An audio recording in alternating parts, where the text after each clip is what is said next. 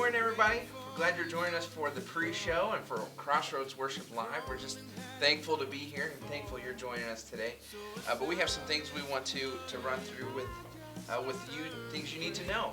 The first thing is communion. We want to encourage you to go get communion ready so that when that time comes, it doesn't take away from the moment or the message that Matt has. We just want you to be prepared, and so we can just flawlessly transition.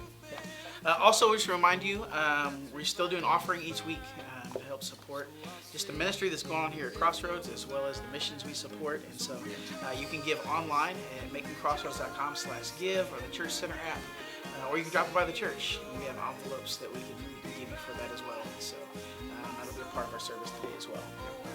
Now, you've heard us talk about it many times before, but we have those baby bottles, that fundraiser for Ray of Hope. We know that some of you have come by to pick those up throughout the week. They're out in the foyer. But we want to encourage you to bring those back because next Sunday is the deadline, I think, for them to be picked up or for them to be back here. They're going to be picked up this next week. So I know I certainly need that reminder because I have a tendency to forget that I had taken one of those, and even if it's not all the way filled up, that's okay. Also, remind you can still fill that online virtually through one of their online giving on their website, rayofhopepregnancycenter.com. So. There's some other things that are changing and happening around here. Pretty soon, we're going to be going live with Sunday morning worship. It's not going to be this recorded version. I don't even know if you'll have to put up with us. Maybe a little bit.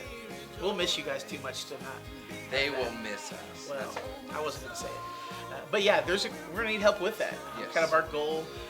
Most of you know that last year we did a Stream Your Church campaign to be able to go live on Sunday mornings, and so we don't have to pre-record and everyone can kind of get a live look in the room. But there's a lot of help that's needed for that. Yes. There's a new ministry team that'll be getting kind of put together, and so if you're at all interested in just running cameras or the slides or helping with lights, even if you don't have experience in that, there's going to be some trainings coming up. Leroy's working on kind of getting people on that equipment and trained for that. So if you're interested, you can message the church Facebook page. You can contact Leroy.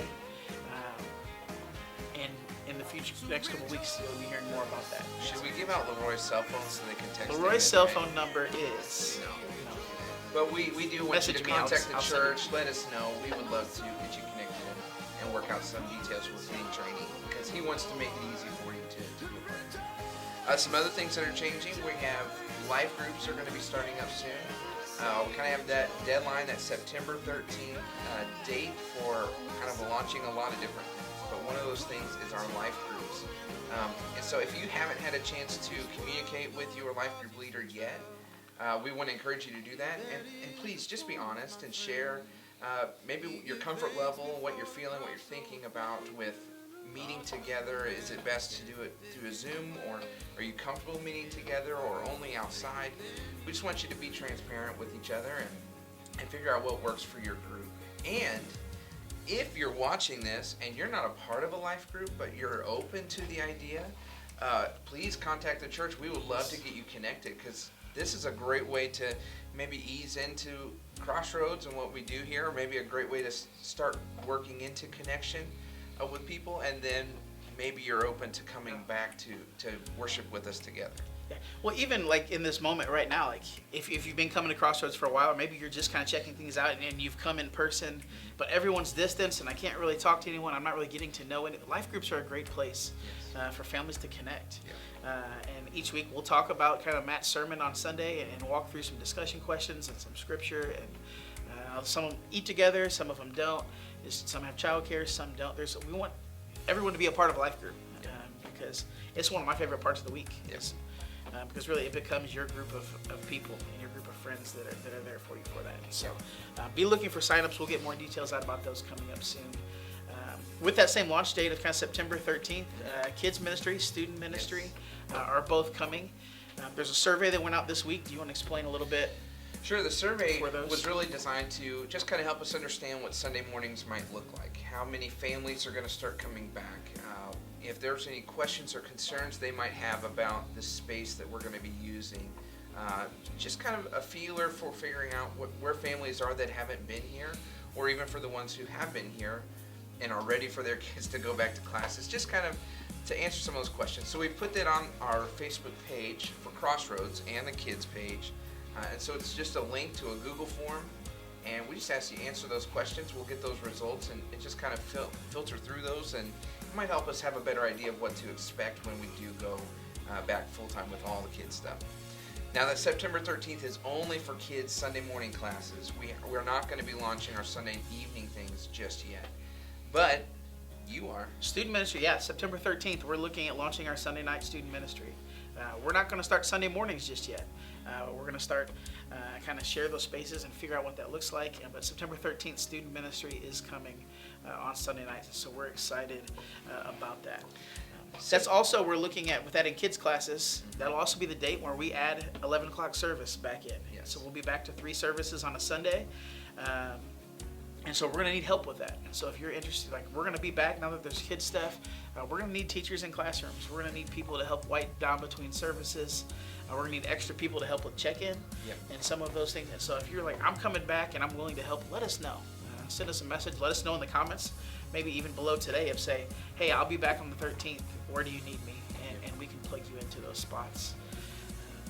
Yeah, a lot of those behind-the-scenes things are really important and needed, and we would love to have you help us out with that. But another thing we want you to know, we're going to add the 11 o'clock, but we have now taken off the description for the 8 o'clock service. So it's no longer just exclusive for immunocompromised or elderly people, which elderly, nobody liked that. Well, a lot of people didn't like that. If they're elderly, they're probably not watching on Facebook because they're young and hip and with it. Of course. Yeah. But we have taken that description off, so it's not an exclusive event anymore. If you prefer that 8 o'clock service, feel free to sign up. We'd love for you to join us for that, and it's open to anybody. We're still going to be careful. We're still going to distance. We're still going to clean really well for that service. But we know that some families, they're like, I don't really fit into those categories, but I love the 8 o'clock service, and I love traditional worship, and I love those things. And so that's available to you now. You'll still sign up for seats for all of our services for the foreseeable future, so we can know you're here and plan for you to be here. But that's an option we have. Right. So we're glad you're joining us today. I think it's time we go in and worship with the band. Glad you're here. Let's go ahead and go in and worship in the big room. Have a great week.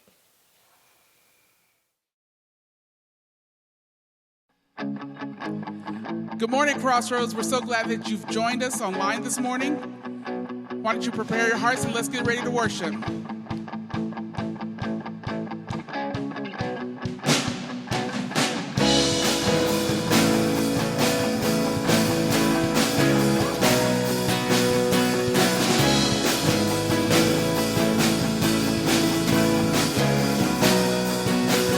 I was lost with a broken heart.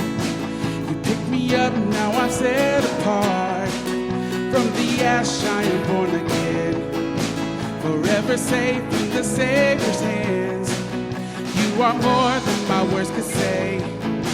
I'll follow you, Lord, for all my days. Fix my eyes, follow in your ways. Forever free from unending grace.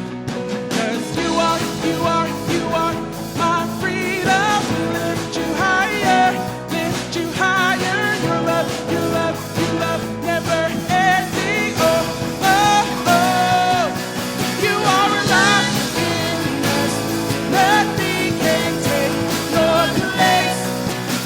You are all we need, your love has set us free.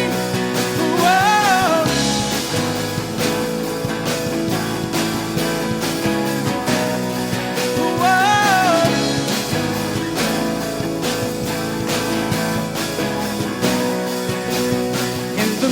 Of the darkest night, let your love be the shining light, breaking chains that were holding me.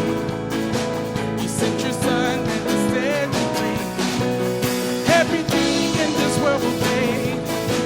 I'm pressing on till I see your face. I will live with it.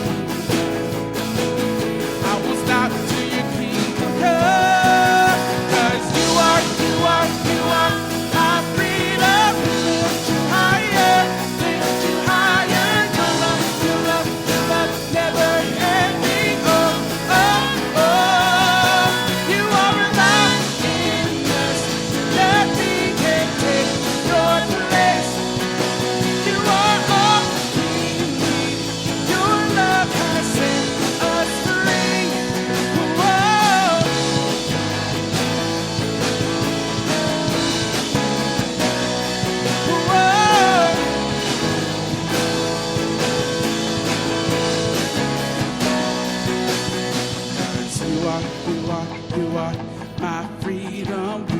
you higher, lift you higher. Your love, never ending. Oh, oh, oh.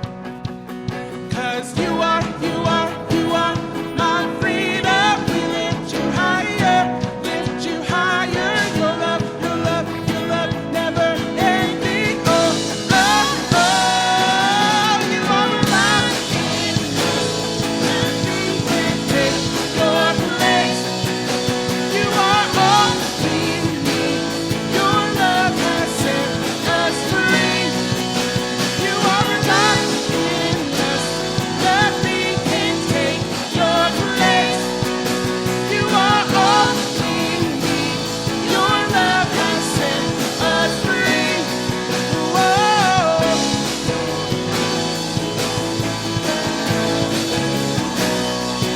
Whoa.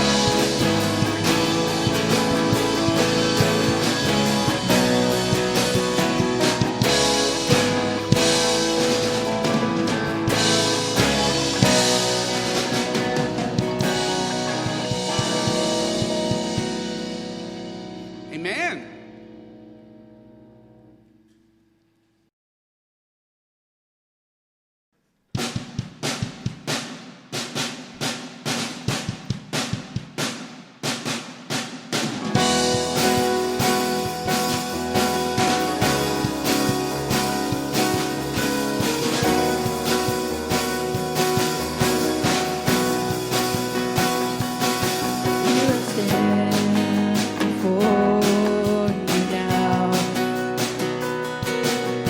Greatness of your renown.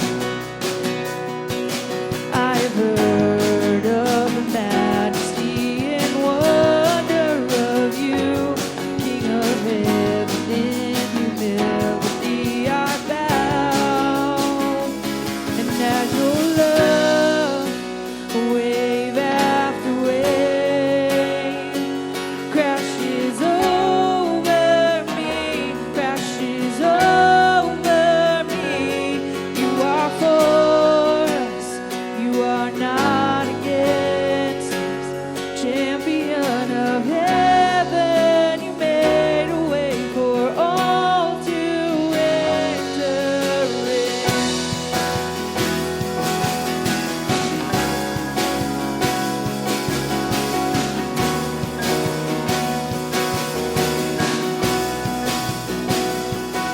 I've heard you call my name.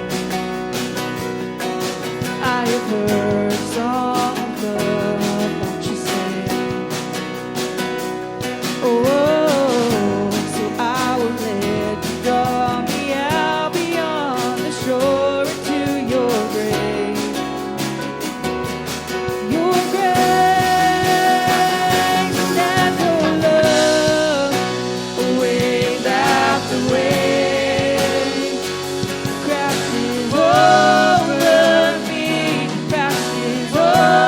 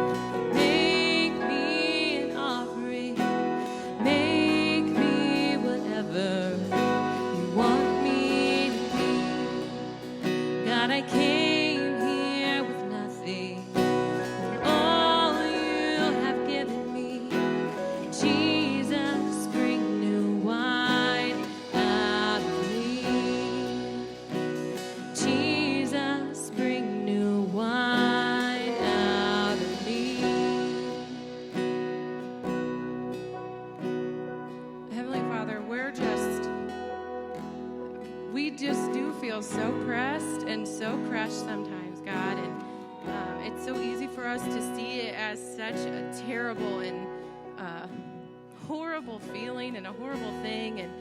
And God, I pray that you will just pour this song into our hearts to help us to see that unless there is change and unless things are torn down and unless things are crushed from every side, there's no new wine, there's no growth. I mean, there's no room for the Holy Spirit to work in these old bodies that we just pride so much in. God, I pray that you will just open up our hearts and help us to see our trials for what they are. They're just room for you to work and room for us to grow.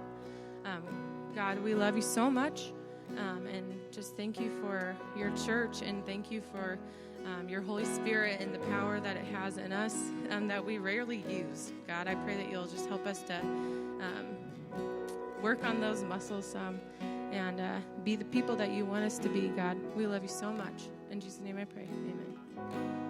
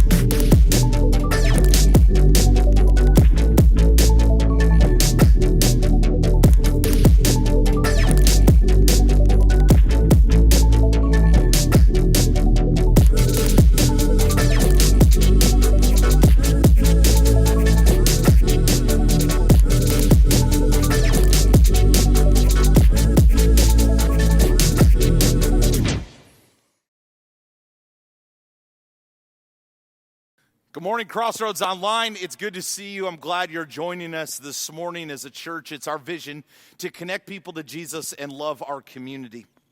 Last week, we launched into this brand new series called Redeem the Screen. And this is not an anti-technology series. This is not an anti-screen series. This is an honest conversation that we are having together as a church about how we take something that is a part of our everyday life that is not intentionally bad, but to use it in such a way that it disciples us as well as maybe people around us. It's a conversation that it has to have honesty. We have to realize where we're at with our screens, whether it's a phone, whether it's a movie screen, whether it's a television, whatever the screen might be. It's just an honest conversation of how do we take that environment that is always around us and use it in such a way that it helps us become more like Jesus. Last week, as we started this series, we talked about the way that we spend our time on a screen. Just the reality of our culture today and how much time we spend on a screen. And what we kind of talked about is how our screen, it either conforms us or it transforms us. Conforms is just fit into the mold of the world. Transforms is makes us more like Jesus. So it does one of the other. But here's the thing that we talked about is that transformation is hard. Transformation takes work. Transformation is an intentional decision. And we started out studying together Romans chapter 12. And Paul tells us in Romans chapter 12 that if we're going to transform, it begins in our mind.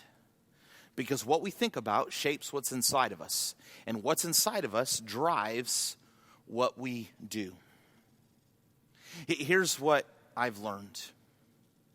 And I imagine that probably a lot of you have learned this as well, is that it's hard to focus on the goodness of God in our minds when almost every time we open a screen, all we see is the best of somebody else.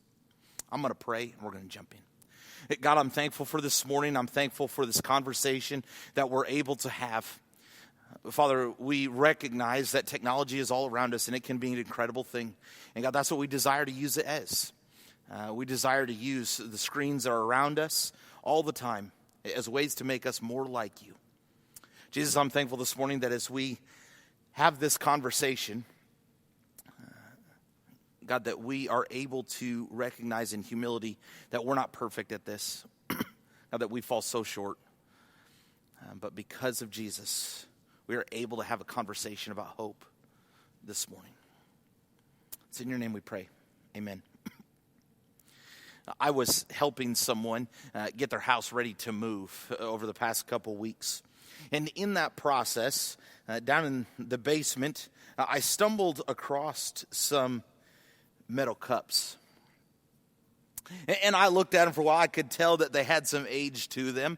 And I asked the individual that I was kind of helping in this process, what's the deal? And she said, I don't know really where they came from, but they're a silver set. Well, here's the thing. When you look at these, you wouldn't say that, it's necessarily silver. It looks dirty and kind of gray. You wouldn't necessarily look at this set and say, man, that is just a thing of beauty. Why? Well, because there is tarnish on it. Now, I know we're not all science geeks, but that is okay. Here's the thing. I asked myself, what is it that really, what's the scientific understanding of how metal becomes tarnished? And here's what I found out, more or less in layman's terms. The longer that the silver sits or the metal sits in an environment, there's a chemical reaction that happens that changes the outside or the inside. It changes the color. It takes away the shine. It takes away the beauty. So the longer these items, the longer they sit in an environment, the more they lose their original design, the more that they lose the beauty that they were originally meant to be seen with. What was originally designed to be this beautiful, shiny piece of silver now looks gray and dark, not really polished, because it has sat in an environment, and within that environment, chemicals within that have changed its design. The same is true for you and me when it comes to our screens.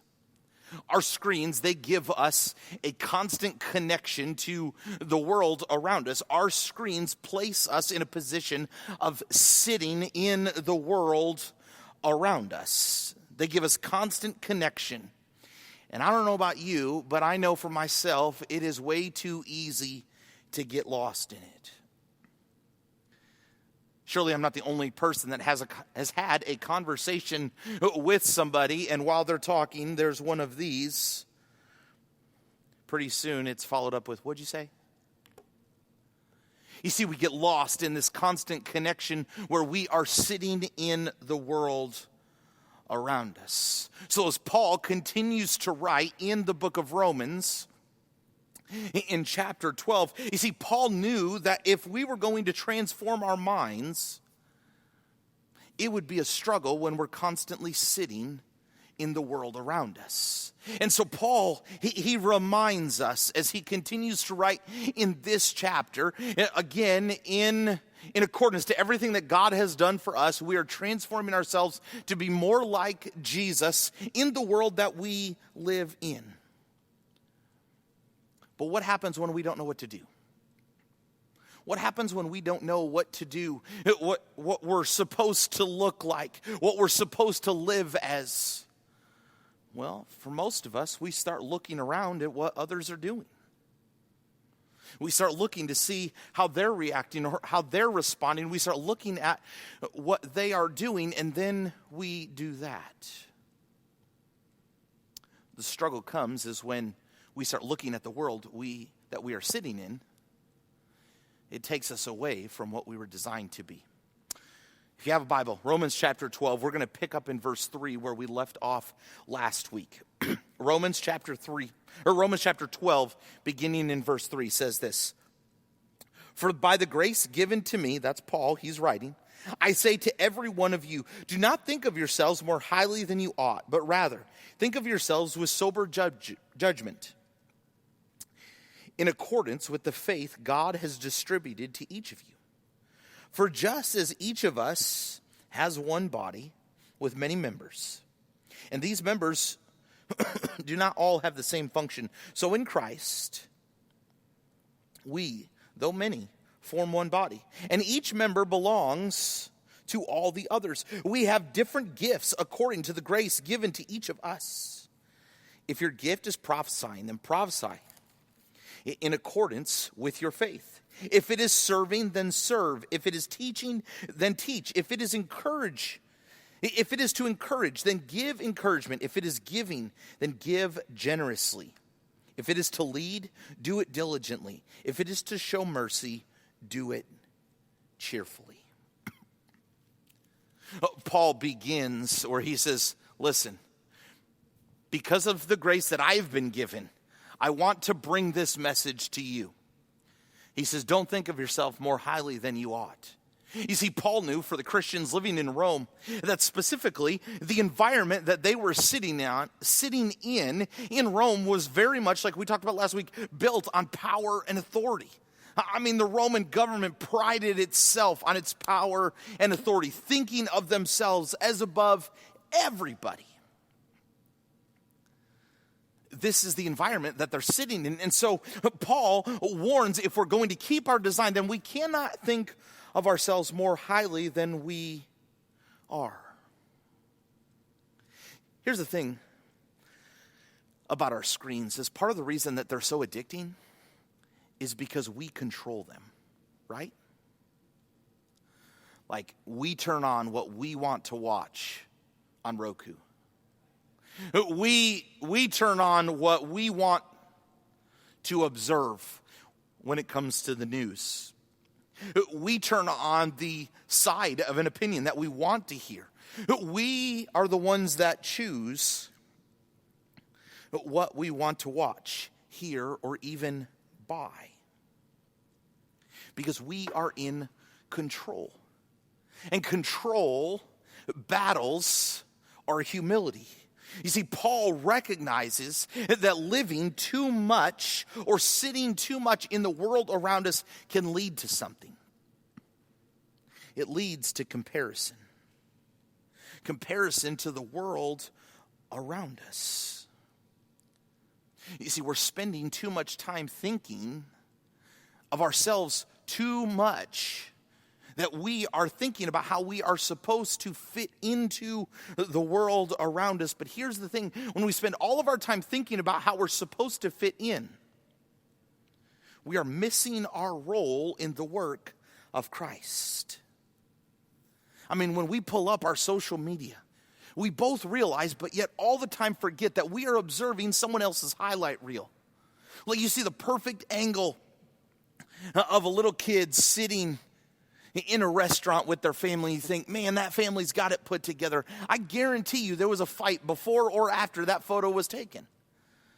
Like, it's not as it seems, but yet when we are just scrolling, we're just looking at someone's highlight reel. And when we do this, we are sucked into this comparison of what Jesus has called us to, what he has given us grace to move into as a group or a body of believers. We are comparing ourselves to the outside world that we are sitting in. And when we compare ourselves, we miss out on what Jesus is calling us to do. When we are constantly measuring ourselves against someone else's highlight reel, we are measuring ourselves against the work and the grace of Jesus. When we satisfy our cravings for addiction and comparison, we are placing ourselves above God. When we satisfy these cravings of seeing how we measure up, or how many likes we can get, how many hearts we can score on Instagram, how long our Snapchat streak can last. When we are comparing ourselves against other people, we have lost our sober judgment. We are not thinking of ourselves clearly in light of Christ. We're thinking of ourselves all about us, and we are sitting in the environment of the world. And what happens when we sit in the environment of the world? We lose our luster. We lose the beauty, and we miss out on the design that we were supposed to live in.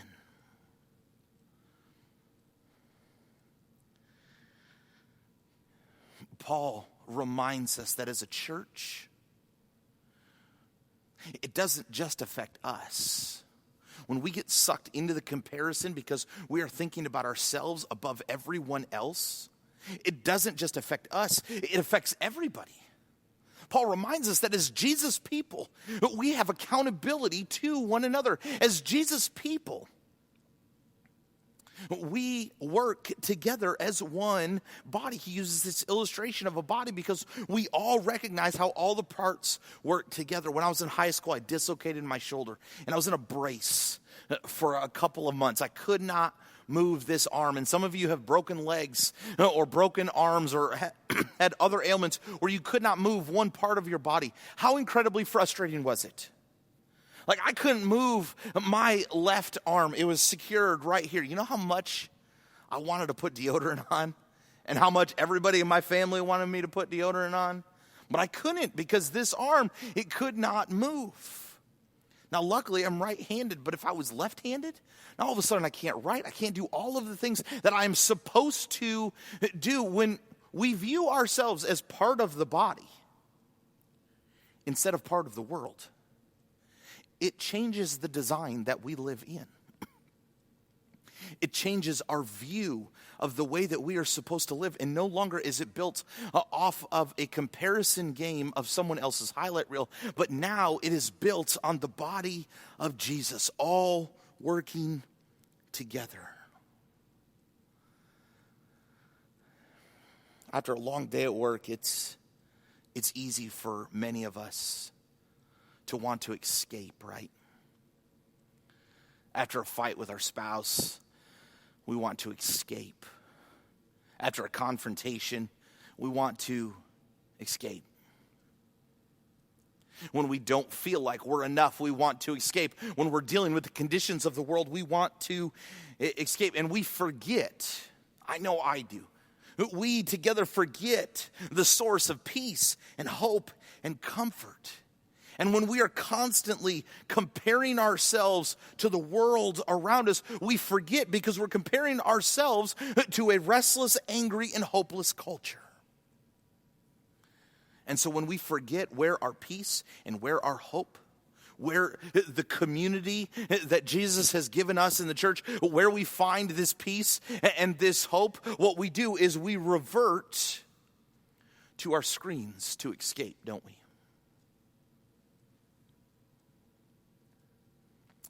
You see, the Roman culture,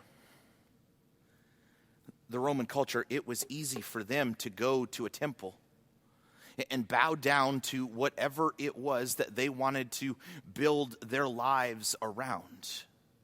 That was what they compared themselves to.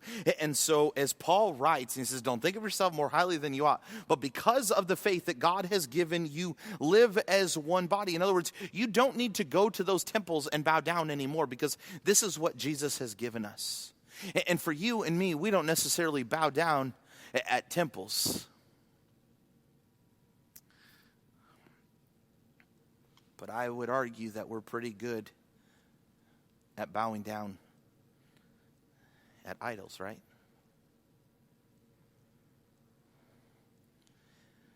I mean, the very action of addiction when it comes to our screens is bowing down to the distraction that steals us away from our design. You see, we revert to our screens to find peace. We revert to our screens to fill an addiction of control. We revert to our screens to find hope. And what happens is, as soon as we get there, we end up comparing ourselves. We compare ourselves We compare our mom skills against the Pinterest mom. We compare our dad skills with the all-star sports dad. We compare our house to the HGTV house. We compare our marriage relationship to fantasies that we find online. We compare our dirty house to our friend who admittedly is obsessive compulsive about cleaning non-stop. We compare our dating life to what we see on Tinder. We compare our job to someone else's success and notoriety. We jump on Amazon because our comparisons fall short, and if we can buy a replacement, we compare our views against someone else's views on the newscast. But here's the thing, friends. Our truth for this morning is comparison tarnishes God's design for us.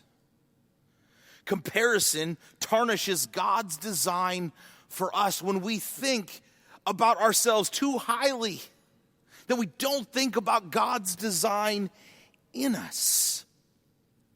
Paul says, the faith given to you, the grace in your life.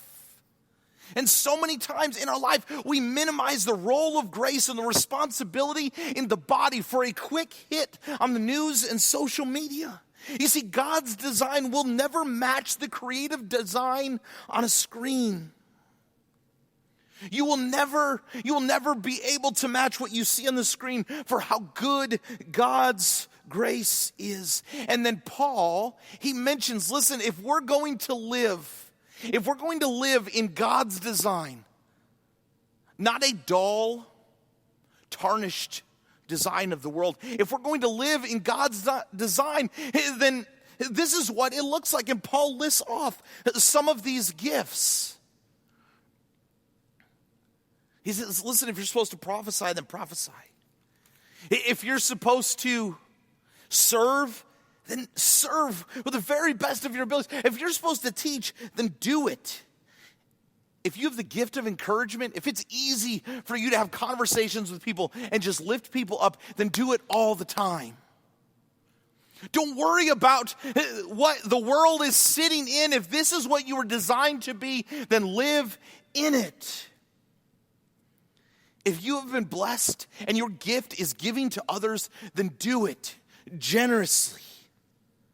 If you've been called to lead, then do it diligently. You see, there's not just, hey, I want you to do this, but I want you to do it well. Because this is God's design for your life. This is what He has built into you. And so many of us are missing God's design for our life because we're trying to find a design in the world around us, a design that's found on a screen. You are not meant to be somebody else. You are meant to be you, full of grace, living out the gifts of the kingdom of Jesus. You see, comparison tarnishes God's design for us. God has beauty designed for His children, but it will never be seen if we're just sitting in the world around us because of what Jesus has given us. Don't think of yourself as better than everybody else. Don't think of yourself as you need to match up to everybody else. Don't think of your house as needing to match up to everybody else. Don't worry about your mom's skills and matching up against everybody else. If you're supposed to encourage, then encourage. And if you're supposed to teach, then teach. If you're supposed to lead, then lead. As a Jesus follower, we are accountable to one another, not the outside world that we live in. We are designed to be the very best version that God designed us to be, not who the world wants us to be. Friends, you realize that the cross of Jesus frees us from the addictions and the cravings of the world around us. Because it's at the cross of Jesus where we find freedom from the definition of the world. It's at the cross of Jesus where we are reminded of our beauty. You see, comparison to the world around us, it tarnishes God's design in us.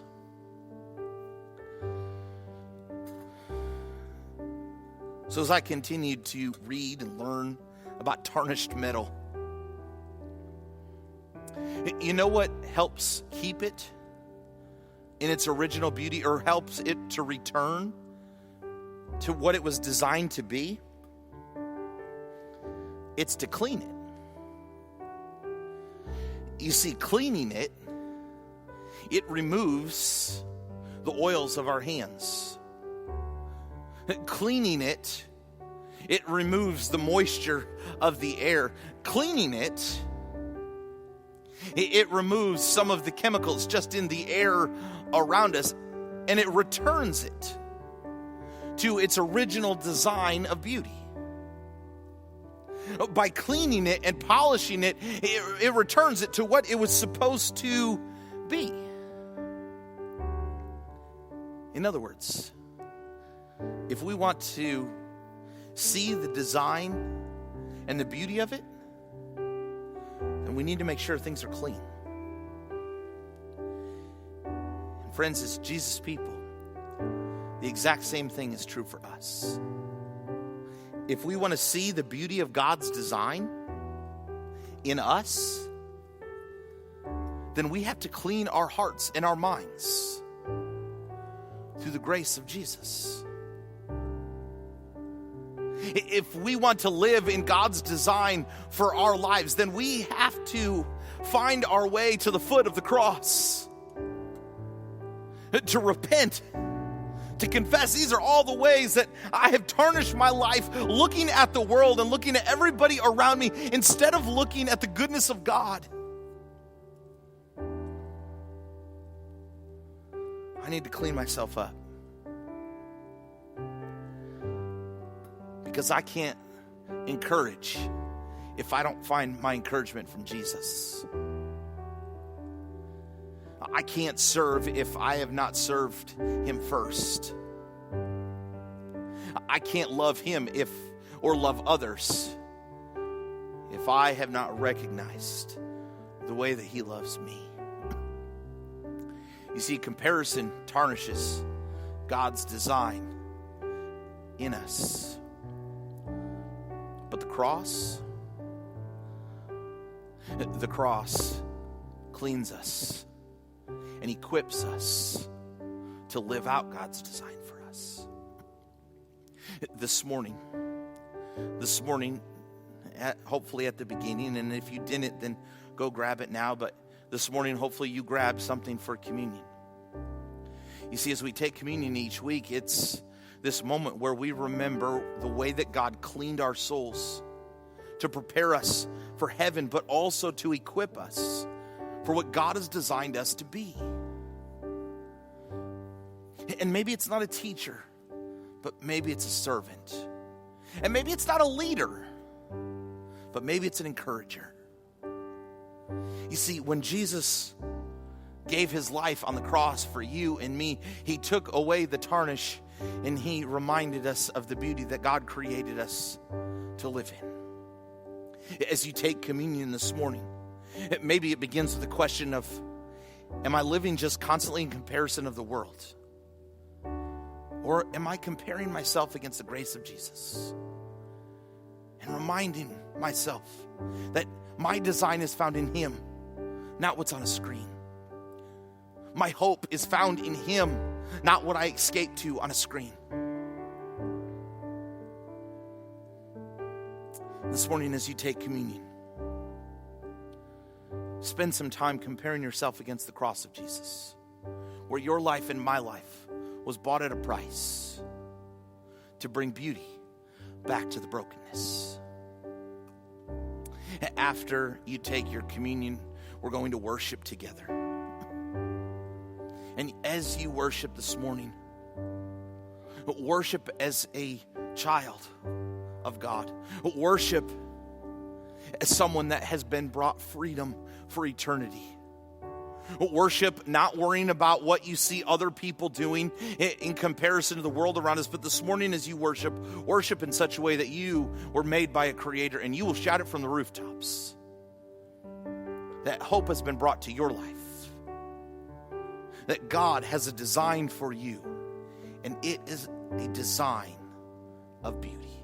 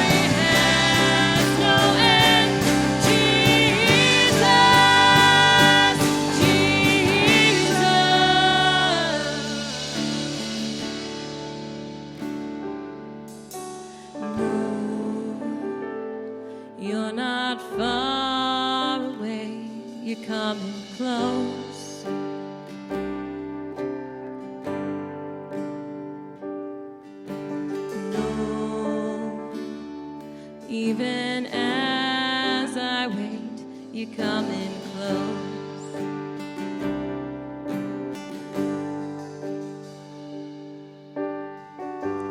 You're like starlight in the dark, endless miles can't conceal you.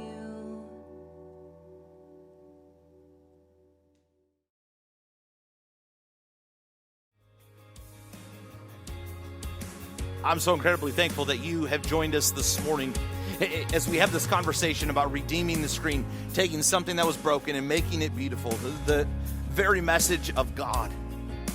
Using our screens that could be seen as broken to do incredible things for Jesus. That's the goal of this conversation. This week, I would love to challenge you to open up a conversation with someone online. Open up a conversation with someone online that is built on encouragement, that is built on serving, and that's built on questions, which is pretty much opposite of everything that we see online. There's normally not much encouragement. We're not there to serve one another, and it's more direct statements than it is questions. Maybe this week you find time to practice the gift of encouragement through a social media account someplace.